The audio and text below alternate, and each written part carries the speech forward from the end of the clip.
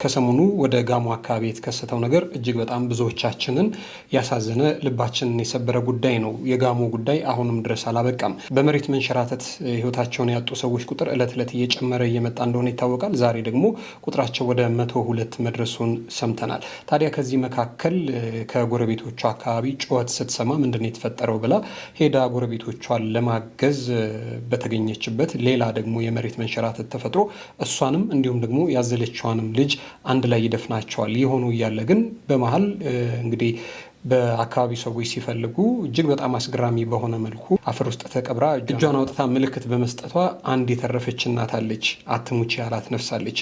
እችን ሴትዮ በተመለከተ እንግዲህ ቪዲዮንም እናሳያቸዋለን። የሆነውንም ጉዳይ እንዲሁ አብረን የምንሰማው ጉዳይ ይሆናል ማለት ነው። በተያያዘ ዜና እንግዲህ በአፈር ናዳ ህይወታቸውን ካጡ ሰዎች ጋር ተያይዞም እንግዲህ የአካባቢ ተወላጅም ስለሆነ ደግሞ ታዋቂም ነው፣ ብዙዎች ይወዱታልም እና ድምፃዊ አስጌ ዴንዴንሾም እንግዲህ የሚሰማውን ስሜት በአካባቢው ላይ ሄዶ እንዲሁም ደግሞ ፖለቲከኞች፣ መንግስትና ባለሀብቶች ለዚህ አካባቢ ሰዎች ድጋፍ እንዲያደርጉ ጥሪ አቅርቧል። እሱን የምንነግራቸው ጉዳይ ይሆናል። እጅግ በጣም አስገራሚ በሆነ መልኩ ደግሞ ከወደ ድሬዳዋ አካባቢ የሰማነው ነገር አለ። አንዲት ፍየል 8 እግርና 4 ጆሮ ይዛ ተወልዳለች። እጅግ በጣም የሚያስደንቅም የሚገርም ነው። ከተፈጥሮ ስርዓት ውጭ የሆነ ነው። ምንድን ነው የሆነው ነገር የሚለውን ልነግራቸው እንወዳለን ማለት ነው። በተመሳሳይ መልኩ ደግሞ እዛው ድሬዳዋ አካባቢ ከቀናት በፊት የሰማነው ነገር አለ። የ2 ዓመት ልጅ አግተው 2 ሚሊዮን ብር የጠየቁ ተጠርጣሪዎችን እንደዚሁ ደግሞ በቁጥጥር ስር መዋላቸውን ሰምተናል። ይህንንም እስከ ፕሮግራማችን ፍጻሜ ድረስ አብራችሁን ከቆያችሁ የምትሰሙት ጉዳይ ይሆናል።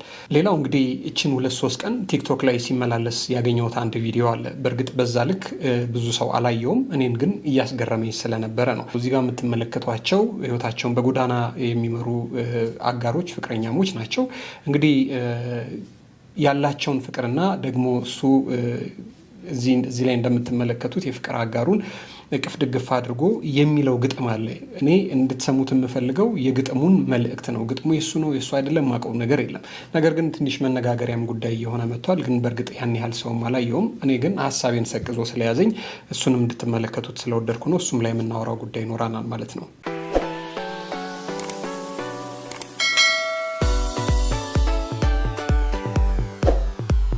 የምንወዳችሁና የምናከብራችሁ የጊዜ ሚዲያ ቤተሰቦች እስከ ፕሮግራማችን ፍጻሜ ድረስ አብራችሁን ከቆያችሁ እነዚህን ጉዳዮች በዝርዝር የምንመለከታቸው ይሆናሉ ማለት ነው። እስከ ፕሮግራማችን ፍጻሜ ድረስ አብራችሁን ቆዩና ፕሮግራማችንን ተከታተሉልን። በምናነሳው እርሰም ጉዳይ ላይ ሀሳብ አስተያየት ካላችሁ በሀሳብ መስጫ ሳጥን ላይ እንድታሰፍሩልን ከወዲሁ በትህትና እንጠይቃለን።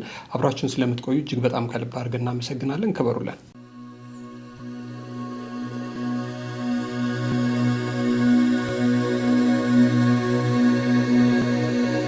እንግዲህ ከሰሞኑ ከወደ ጋሞ አካባቢ የሰማነው እጅግ በጣም ዘግናኝ የሆነ መረጃ አለ። ሁላችሁም ሰምታችሁታል። በመሬት መንሸራተት በጣም ብዙ ወገኖቻችንን አጥተናል። በዚህ አደጋ ሕፃን፣ አዋቂ፣ ሴት፣ ወንድ ሳይል እንግዲህ ቁጥራቸው እስካሁን ባለን መረጃ ወደ 102 አካባቢ ደርሷል። ይህ እጅግ በጣም ዘግናኝ አደጋ ነው። ከዚህ አደጋ ጋር ተያይዞ በጣም ብዙዎች የልብ ሐዘናቸውን በየማህበራዊ ሚዲያዎቻቸው ላይ እየገለጹ ይገኛሉ። የመንግስት አካላትም አካባቢው ላይ ተወልደው ያሉ ግን ደግሞ ከአካባቢው ርቀውም ያሉ እንግዲህ ወደ የቀያቸው ወደ የማህበረሰቦቻቸው እየተመለሱ የአካባቢዎቻቸውን ሰዎች፣ ጎረቤቶቻቸውን፣ ዘመድ አዝማዶቻቸውን ሲያጽናኑ ታይቷል። በዚህ አደጋ እንግዲህ ያልተነካ ሰው የለም በአካባቢው። 102 ሰው ማለት በጣም ብዙ ነው። 102 ሰው ምናልባትም ከ102 በላይ አባወራ ሊነካ ይችላል። ከዚህ አንጻር አካባቢው ላይ በጣም ከፍተኛ የሆነ አደጋ ነው የተፈጠረው ማለት ነው። ክስተቱን በአካባቢው የነበሩ ሰዎች ሲናገሩ እጅግ በጣም ልብ የሚሰብርና የሚዘገንን ነው። ታዲያ ይህ በዚህ እንዳለ እንግዲህ እኔም እንግዲህ ታሪኩን ለመጀመሪያ ጊዜ የሆነውን ዜና ሳነብ ያው እንደ ሰው የተሰማኝ ነገር አለ። ግን ውያ ድሬ ደግሞ የአፈር ናዳው ላያቸው ላይ የተከመረባቸውን ሰዎች እንዴት አድርገው ሲያወጡ በቪዲዮ ሳይ ግን የእውነት ልቤ ነበር ዝቅ ያለው። መጀመሪያ የሰማሁትና ከዛ ደግሞ በአካል እንደዚህ ሲያወጡ ሳይ እኩል አይደለም ስሜቱ። በጣም ነው ልቤ ዝቅ ያለው፣ በጣም ነው ልብ የሚሰብረውና ከዚህ ጉዳይ ጋር ተያይዞ እንግዲህ መንግስትም የመንግስት አካላትም በአካባቢ ሄደው ይህንን ማህበረሰብ ሊያጽናኑ እየሞከሩ ነው። ታዲያ ምንድን ነው የተለየ ነገር ልትሉ ትችላላችሁ። አሁን ደግሞ ዛሬ ማለዳውን እንግዲህ የሰማነው ነገር እጅግ በጣም የሚገርም ነው። እዚህ አሁን ምስሉ ላይ የምትመለከቷት ሰው የአካባቢው ነዋሪ ነች። ጎረቤቶቿ ሲጮሁ ትመለከታለች። ምንድን ነው የተፈጠረው ነገር ብላ ጉዳዩን ለመመልከትና ደግሞ ድረሱልኝ የሚለውንም ጩኸት ሰምታ ወደ አካባቢው ልጇን አዝላ ትሄዳለች። እዛ ደግሞ ጎረቤቶቿን ለመርዳት በቆመችበት ሰዓት ግን ደግሞ ሌላ የአፈር ናዳ ይመጣና እሷም ላይ ልጇም ላይ ይደረምሳል ማለት ነው። እንደዛ ሆኖ ልጇን ከተነጠቀች በኋላ ግን እሷ ከአፈር ናዳ ውስጥ ሆና እጇን በማውለብለቧና ምልክት በመስጠቷ ብቻ በህይወት ተርፋለች። ምንድን የሆነውን ነገር ቪዲዮውን እስቲ አብረን እንመልከተው። እሷ ጩኸት ሰምታ በጀርባዋ ልጇን አዝላ ከሌሎች ሴቶች ጋር ነበር ወደ አደጋው ስፍራ የደረሰችው። ታዲያ በስፍራው በድንገት ተጨማሪ ናዳ መጥቶ ያዘለችውን ልጇን ከጀርባዋ ላይ ነጠቀባት።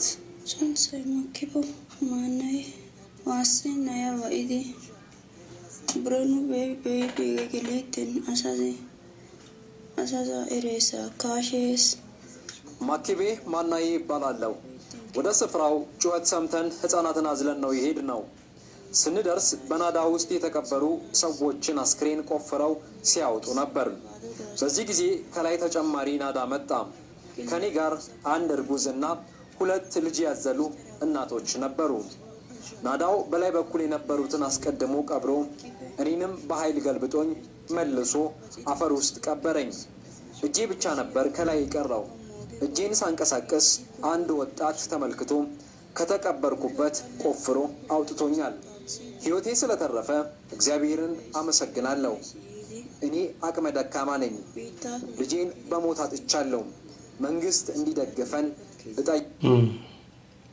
እንግዲህ እቺ አትሙቺ ያላት ነፍስ ነች። ያ ሁሉ ሰው አልፎ ሰው ከቀኑ አያልፍም ከተባለለት ቀን አያልፍም የሚባለው እንግዲህ ለዚህ ነው። ፈጣሪ ያልፈቀደም ጎረቤቶቿን እረዳለሁ ብላ ወጣ ነው ልጇን የተነጠቀችው ማለት ነው።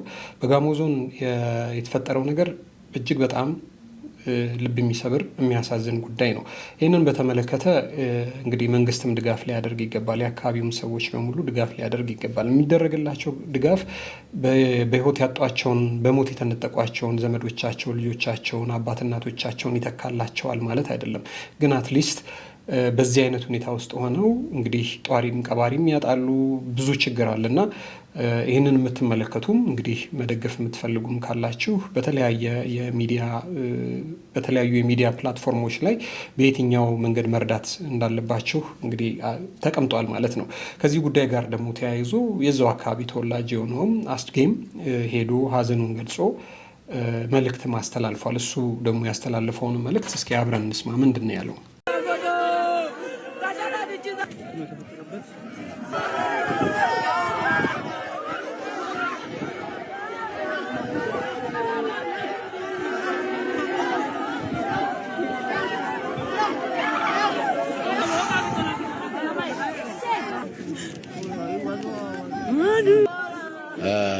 ለመላው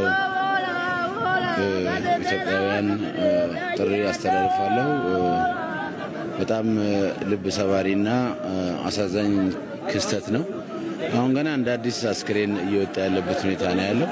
እስካሁን 60 ምናምን አስክሬን ወጥቷል።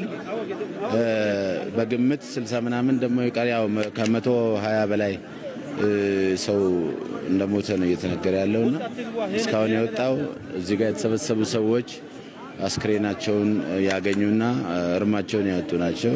ብዙዎቹ በጣም ያሳዝናሉ። አስክሬኑን ያላገኘ እርሙን ያላወጣ ቤተሰብ አለ። እጅግ በጣም አስቸኳይ እርዳታ የሚያስፈልግ ማህበረሰብ ነው። ቦታውም እንደዛውና እባካችሁ በተለይ መንግስትና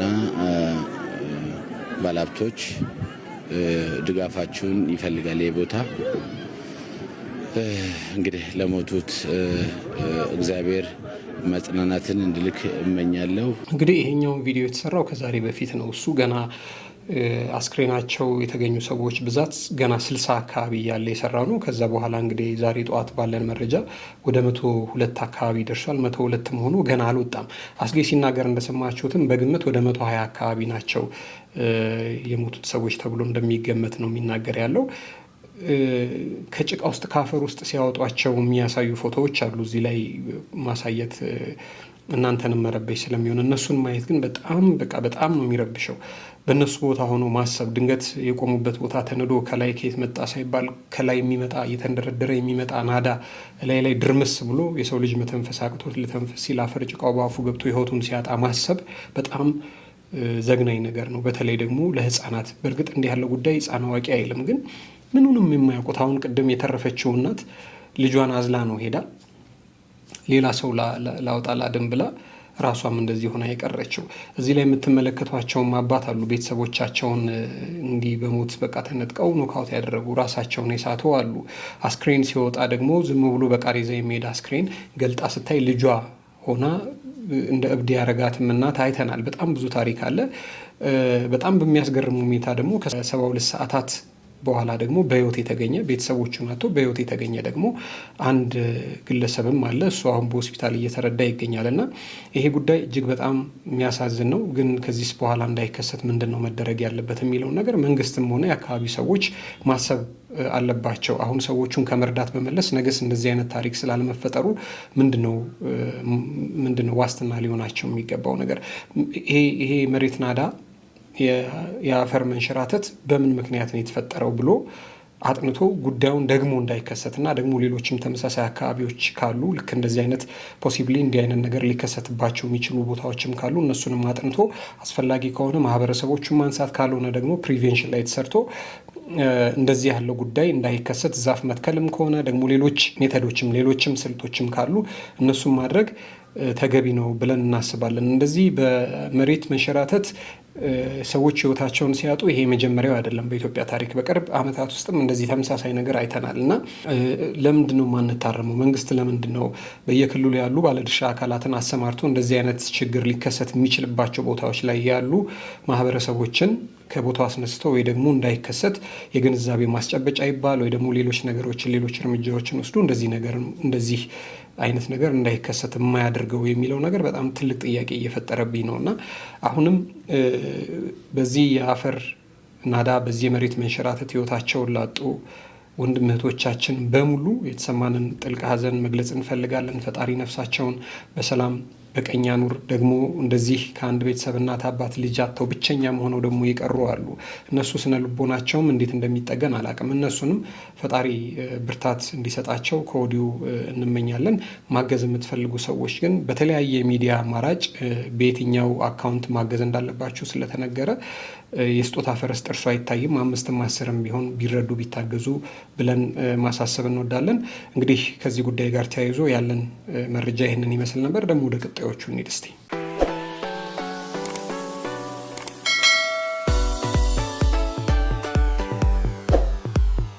እንግዲህ ዜናው ከወደ ድሬዳዋ አካባቢ ነው የተሰማው። እዚህ ላይ እንደምትመለከቷት እንግዲህ ባለ 8 እግርና ባለ 4 ጆሮ ፍየል እዚህ ላይ የምትመለከቷት ነች። በድሬዳዋ 8 እግርና 4 ጆሮ ያላት ግልገል መወለዷ ነው የተሰማው። በድሬዳዋ ከተማ ቀፊራ ብረታ ብረት ተብሎ በሚጠራው አካባቢ በተፈጥሮ ውስጥ እጅግ አልፎ አልፎ የሚከሰትና ነዋሪውን በግርምት አፉን ያስያዘ አስገራሚ ክስተት ነው የተከሰተው። የአንድ ግለሰብ ንብረት የሆነች ፍየል 8 እግር 4 ጆሮና 2 የሴት ጾታ ያላት ግልገል መወለዷ ተሰምቷል። ፍየሏ ባለቤት አቶ ኤፍሬም ተሾመ ሲባሉ ለሚዲያ እንደገለጹት ከሆነ እናቲቱ ፍየል ለመጀመሪያ ጊዜ የወለደች ሲሆን በረጅም የእንስሳት እርባታ ዘመናቸው እንዲህ ያለ ክስተት ገጥሟቸው እንደማያውቅ በታላቅ ግርምት ተናግረዋል። የእናቲቱ ሕይወት ሲተርፍ ይህችን ልዩ ግልገል ግን በተፈጥሮ በገጠማት ከፍተኛ የአካል መዛባት ምክንያት በሕይወት መቆየት አልቻለችም። እናቲቱን ፍየል ከሞት ለመታደግ ሲባል ግልገሏ ልትሞት እንደቻለች የተገለጸ ሲሆን በአሁኑ ወቅት እናቲቱ ፍየል በጥሩ ሁኔታ ላይ እንደምትገኝም ታውቋል። እንዲህ ያሉ ክስተቶች በሳይንሳዊ አጠራር ፖሊሜሊያ ተብለው የሚጠሩ ሲሆን አብዛኛውን ጊዜ መንታ ጽንሶች በማህፀን ውስጥ በትክክል ሳይለዩ ሲቀሩ የሚከሰቱ ናቸው። ድርጊቱ በአካባቢው ነዋሪዎች ዘንድ መነጋገሪያ ከመሆን ባለፈ ለእንስሳት ሕክምና ተመራማሪዎች ትኩረት የሚሰጥ አጋጣሚ እንደሆነም ተነግሯል። እንግዲህ አጃይብ ካሰኘና ካስገረመን ነገሮች መካከል አንዱን እንንገራችሁ ብለን ነው። እንዴት ያለ ጉዳይ እንደሆነ አላቅም። እንግዲህ እግሯ ይኸው እዚህ ጋር 1 2 3 4 5 6 7 8 ከዛ ደግሞ 4 ጆሮ እንደውም ቀንድም ሳይቀራላት፣ ሁለተኛ ደግሞ 2 የሴት ጾታ ብልት እንዳላት ነው። ይሄ እጅግ በጣም አስገራሚ ነው። የፍየሏ ግን በጥሩ ሁኔታ ላይ ነው የምትገኘው፣ ቅልብጭ ብላ እዚህ ጋር እንደምታዩት ማለት ነው። ይሄ ካስገረመን ነገር መካከል እንንገራችሁ ብለን ነው። እንግዲህ ጨዋታን ጨዋታ ያነሳዋል እንዲሉ ስለ ድሬዳዋ ማንሳታችን ካልቀረ በድሬዳዋ ከዚህ ቀደም የተከሰተና ደግሞ ኢትዮጵያ ውስጥ እጅግ በጣም ወላጆችን በብዙ መልኩ እያሰጉ ከመጡ ነገሮች መካከል የሚጠፉ ህጻናት ጉዳይ ነው። በጣም በተደጋጋሚ ወላጆች ተጠንቀቁ፣ ልጆች እየጠፉ ነው እያለን እየተናገረን ነበረ። አንዳንዶቻችሁ ምን አለ ባታሰሙን እንደዚህ ያለውን ዜና የምትሉም አላችሁ። አንዳንዶቻችሁ ደግሞ እናመሰግናለን ለጥንቃቄ እንደዚህ ያሉ ጉዳዮችን መስማታችን እንድንጠነቀቅ ያደርገናል እያላችሁ ሀሳባችሁንም የምትሰጡን አሉ። ታዲያ ልጆች በተለያየ አይነት መልኩ ይጠፋሉ። ግን ዘመናዊ ፋሽን ሆኖ እየመጣ ያለ ነገር ኢትዮጵያ ውስጥ ልጅ አግቶ ብር መጠየቅ ነው። ድሬዳዋ ውስጥ የተከሰተውን የ2 ዓመት ልጅ አግተው 2 ሚሊዮን ብር ሰርቀው የነበሩ ግለሰቦች በቁጥጥር ስር ይዘዋል። ስለነሱ እንንገራችሁ ብለን ነው ከድሬዳዋ ሳንወጣ። እንግዲህ ግለሰቦቹ 3 ናቸው፣ እዚህ ላይ የምትመለከቷቸው ናቸው። ይህንን ወንጀል የፈጸሙት ድርጊቱ ምንድን ነው እሱን እንንገራችሁ። የ2 ዓመት ህፃን በማገት 2 ሚሊዮን ብር የጠየቀው ግለሰብና ግብረ አበሮቹ በቁጥጥር ስር ውለዋል። በድሬዳዋ ከተማ የ2 ዓመት ታዳጊ ህፃን አግተው ከድሬዳዋ ከተማ 40 ኪሎ ሜትር በማራቅ በሀረማያ ከተማ በመሰወር ለቤተሰቦቹ ልጃችሁን እንድንለቅ ከፈለጋችሁ 2 ሚሊዮን ብር ክፈሉ፣ ካልከፈላችሁና ጉዳዩን ለፖሊስ ካሳወቃችሁ ልጃችሁ ይገደላል በማለት ሲያስፈራራ የነበረ ግለሰብና ግብረ አበሮቹ በቁጥጥር ስር መዋሉን በድሬዳዋ ፖሊስ ጠቅላይ የወንጀል ምርመራ ዘርፍ አስታውቀዋል።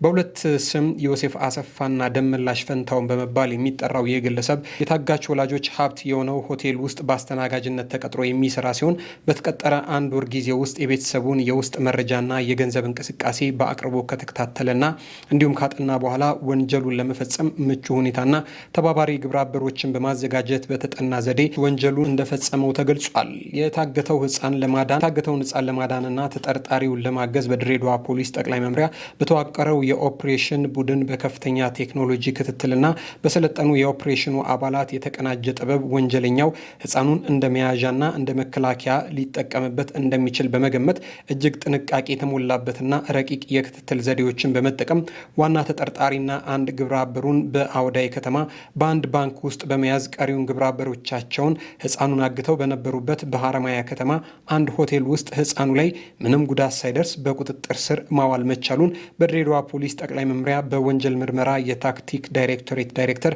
ኢንስፔክተር ተመስገን ተሰማ ገልጸዋል።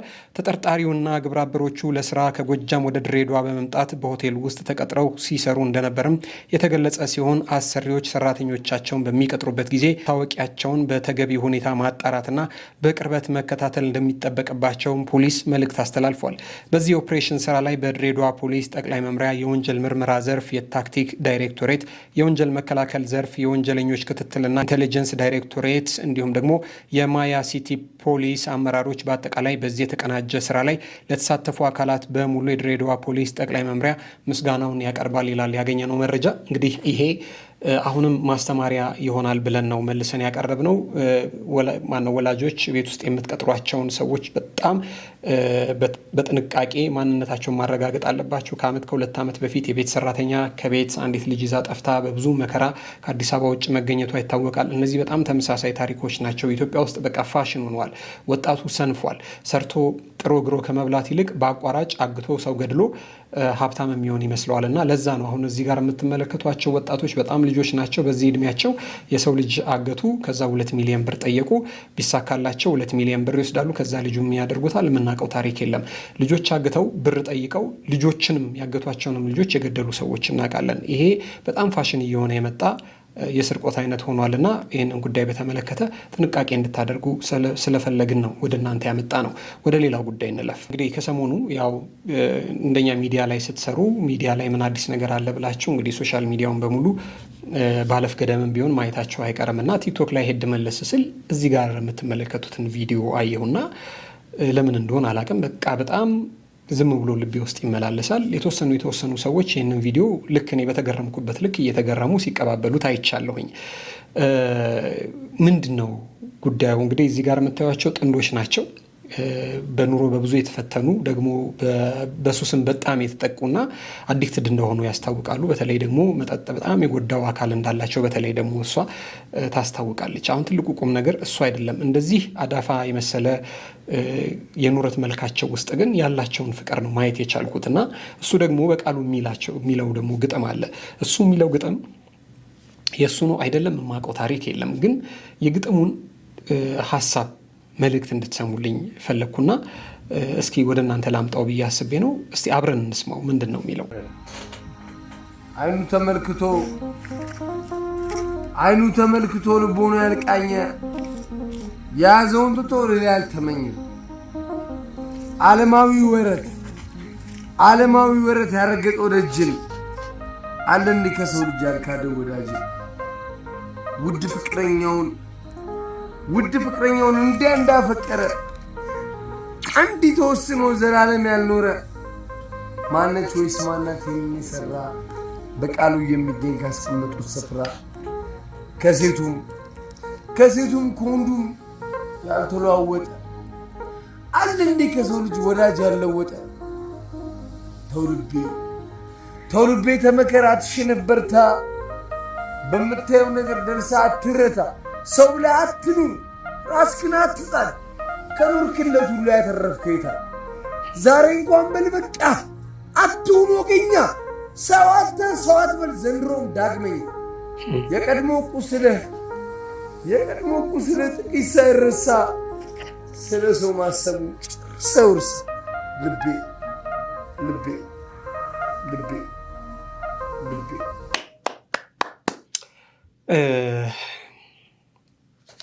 በጣም የሚገርም ግጥም ነው። እንግዲህ አላቅም ግጥሙ የሱ ነው አይደለም አላውቅም።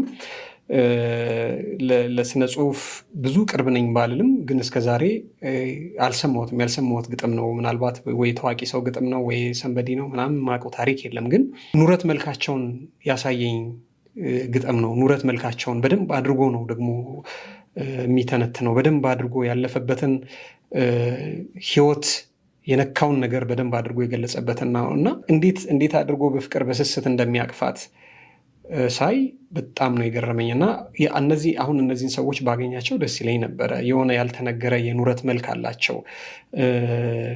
ወረት ያልነካው ፍቅር፣ ወረት ያልዳሰሰው ፍቅር፣ ማጣት መንጣት ያልፈተነው ፍቅር ያላቸው ጥንዶች ነው የመሰሉኝ ለእኔ። አላቅም እናንተን ምን እንደተሰማቸው እና ይህንን ወደ እናንተ ማምጣት ፈልጌ ነው። በዚህም ላይ ምን አይነት ሀሳብ እንዳላቸው ደግሞ እናውቃቸዋለን የምትሉም ካላቸው አገር ውስጥ ያላቸውም ብትጠቁሚ በጣም ደስ ይለኛል። ግን በጣም በቃ ስላስገረመኝ መልእክቱ፣ በተለይ ደግሞ መልእክቱ በጣም ስላስገረመኝ ነው ወደ እናንተ ያመጣሁት። ይህን ይመስላል። ውድ የጊዜ ሚዲያ ቤተሰቦች ለዛሬ የነበረን አጫጭር መረጃ ይህንን ይመስላል ማለት ነው። እስከ ፕሮግራማችን ፍጻሜ ድረስ አብራችሁኝ ስለቆያችሁ እጅግ በጣም ከልብ አድርጌ ነው የማመሰግነው። በሌላ ጊዜ ደግሞ እንደዚሁ ባለፍ ገደም እንድናነሳው የምትፈልጉትን ሀሳብ ካለ በሀሳብ መስጫ ሳጥን ላይ አስፍሩልን። ለዛሬ ያለን ይህንን ይመስላል ማለት ነው። አብራችሁኝ ስለቆያችሁ እጅግ በጣም ከልብ አድርጌ ነው የማመሰግነው። ሰብስክራይብ በማድረግ ቤተሰብ እንድታደርጉን በትህትና ጠይቃለሁ።